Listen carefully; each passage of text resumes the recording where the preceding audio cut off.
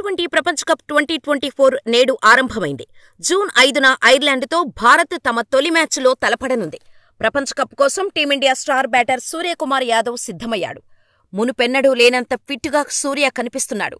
Sports hernia శస్త్రచికిత్స తర్వాత పెరిగిన బరువును తగ్గించుకోవడమే అందుకు కారణం.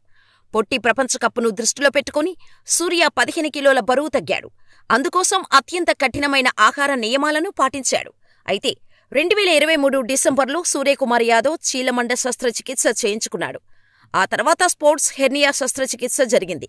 స్పోర్ట్స్ హెర్నియా కారణంగా దాదాపుగా 4 నెలల పాటు మైదానంలోకి దిగలేదు. ఈ సమయంలో పెరిగిన బరువును తగ్గించుకునేందుకు చాలా కష్టపడ్డాడు. బెంగళూరులోని జాతీయ క్రికెట్ అకాడమీలో పునరావాసం పొందిన సూర్య కసరత్తులు చేయడంతో పాటు ప్రత్యేక ఆహార నియమాలను పాటించాడు. అన్నం తినకుండా గోధుమ పిండితో కాకుండా ఇతర పిండితో చేసిన రొట్టెలు తిన్నాడు. ప్రోటీన్లు అధికంగా ఉండే ఎగ్స్, మాంసం, చేపలు తీసుకున్నాడు. పాల ఉత్పత్తులకు దూరంగా ఉన్న సూర్య కూరగాయలు, నట్స్, అవకాడోను తన ఆహారంలో భాగం చేసుకున్నాడు.